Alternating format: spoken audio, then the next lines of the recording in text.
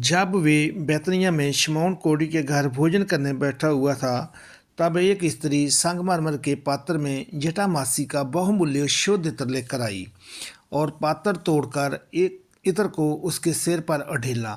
परंतु कोई कोई अपने मन में ईर्ष्याकर कहने लगे, इस इत्र का क्यों सत्यानाश किया गया, क्योंकि ये इत्र तो 300 दिनार से अधिक मूल्य में बेचा जा सकता था और कंगालों में बांटा जा सकता था। और वे उसको झिड़कने लगे। यीशु ने कहा, उसे छोड़ दो, उसे क्यों सताते हो? उसने तो मेरे साथ भलाई की है। कंगाल तुम्हारे साथ सदा रहते हैं और तुम जब चाहो तब उनसे भलाई कर सकते हो, पर मैं तुम्हारे साथ सदा ना रहूँगा। जो कुछ वे कर सकी उसने किया। उसने मेरे घर जाने की तैयारी से पहले से ही मेरी देह पर इत्र मला है। मैं तुमसे सच कहता हूँ, सारे जगत में जहाँ कहीं सुसमाचार प्रचार किया जाएगा, वहाँ उसके इस काम की चर्चा भी उसके स्मरण में की जाएगी। यहूदा का विश्वासघात। तब यहूदा इस्करियोती, जो 12 में से एक था, प्रधान याजकों के पास गया कि उसे उनके हाथ पकड़वा दें। वे ये सुनकर आनंदित हुए और उसको रुपये देना स्वीकार किया और वे अवसर ढूंढने लगा कि उसे किस प्रकार पकड़वा दें। चेलों के साथ फसह का अंतिम भोज, अख़मीरी रोटी के पर्व से पहले दिन, जिसमें वे फसह का बलिदान करते थे, उसके चेलों ने उससे पूछा, तू कहाँ चाहता है कि हम जाकर तेरे लिए फसह खाने की तैयारी करें?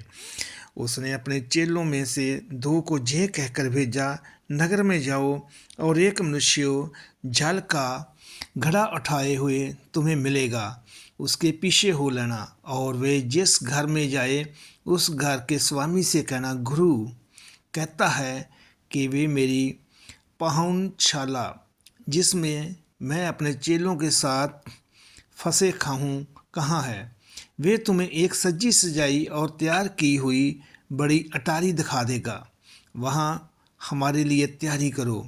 चेले निकलकर नगर में आए और जैसा उसने उनसे कहा था वैसा ही पाया और फंसे तैयार किया।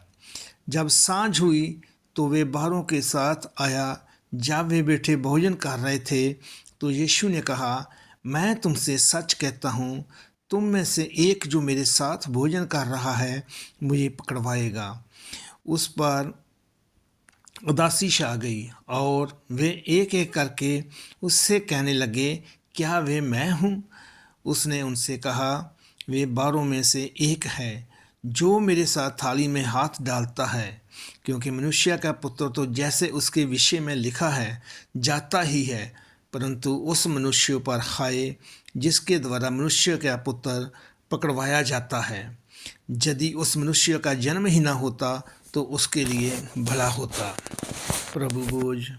जब वे खा ही रहे थे, उसने रोटी ली और आशीष मांगकर तोड़ी और उन्हें दी और कहा, लो, ये मेरी देह है। फिर उसने कटोरा लेकर धन्यवाद किया और उन्हें दिया और उन सब ने उसमें से पिया। और उसने उनसे कहा, ये वाचा का मेरा लहू है जो बहुतों के लिए बहाया जाता है।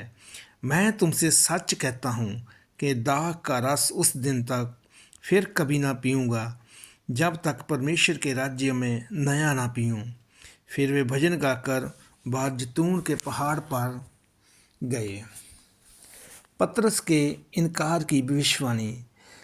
तब यीशु ने उनसे कहा, तुम सब ठोकर खाओगे, क्योंकि लिखा है, मैं रखवाले को मारूंगा और भेड़ें तितर बितर हो जाएंगी। परंतु मैं अपने जी उठने के बाद तुमसे पहले गलील को जाऊंगा। पतरस ने उससे कहा, यदि सब ठोकर खाएं तो खाएं, पर मैं ठोकर नहीं खाऊंगा।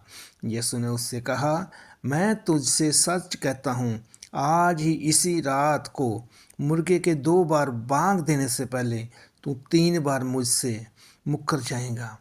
पर उसने और भी जोर देकर कहा, यदि मुझे तेरे साथ मरना भी पड़े तो भी मैं इनकार कभी ना करूँगा। इसी प्रकार और सब ने भी कहा। गस्तमनी में प्रार्थना। फिर वे गस्तमनी नामक एक जगह में आए और उसने अपने चेलों से कहा, जहाँ बैठो जब तक मैं प्रार्थना करूं।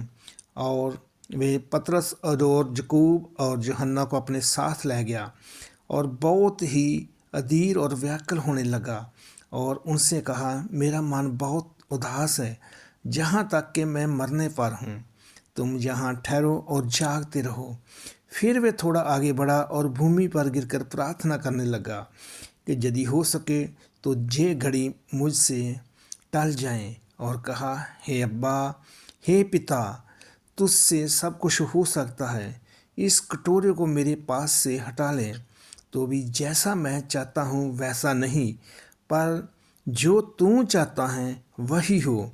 फिर वे आया और उसने सोते पाकर पतरस से कहा, है शमौन, तू सो रहा है, क्या तुम एक घड़ी भी ना जाग सका? जागते और प्रार्थना करते रहो कि तुम परीक्षा में ना पड़ो। आत्मा तो तैयार है पर शरीर दुर्बल है। और वे फिर चला गया, उन्हीं शब्दों में प्रार्थना की, फिर आकर उन्हें सोते पाया, क्योंकि उनकी आंखें नींद से भरी थी और नहीं जानते थे कि उसे क्या उत्तर दें। फिर तीसरी बार आकर उनसे कहा, अब सोते रहो और विश्राम करो, बस घड़ी आ पहुंची। देखो, मनुष्य का पुत्र पापियों के हाथ पकड़वाया जाता है। उठो, चलें, देखो, मेरा पकड़वाने वाला निकट आ पहुंचा है। यीशु का दुख से पकड़ा जाना। वे ये कह ही रहा था कि यहूदा, जो 12 में से एक था, अपने साथ प्रधान याजकों और शास्त्रियों और पुरनियों की ओर से एक बड़ी भीड़ लेकर तुरंत आ पहुंचा, जो तलवारें और लाठियां लिए थी। उसके पकड़वाने वाले ने उन्हें ये बता दिया था कि जिसको मैं चूमूं वही है, उसे पकड़कर जतन से ले जाना। वे आया और तुरंत उसके पास जाकर कहा, हे रब्बी, और उसको बहुत चूमा। तब उन्होंने उस पर हाथ डालकर उसे पकड़ लिया। उनमें से जो पास खड़े थे, एक ने तलवार खींचकर महायाजक के दास पर चलाई और उसका कान उड़ा दिया। यीशु ने उनसे कहा, क्या तुम डाकू जानकर मुझे पकड़ने के लिए तलवारें और लाठियां लेकर निकले हो? मैं तो हर दिन मंदिर में तुम्हारे साथ रहकर उपदेश दिया करता था, और तब तुमने मुझे ना पकड़ा, परंतु ये इसलिए हुआ कि पवित्र शास्त्र की बातें पूरी हो। इस पर सब चेले उसे छोड़कर भाग गए। एक जवान अपनी नंगी देह पर चादर ओढ़े हुए उसके पीछे हो लिया और लोगों ने उसे पकड़ा, पर वे चादर छोड़कर नंगा भाग गया।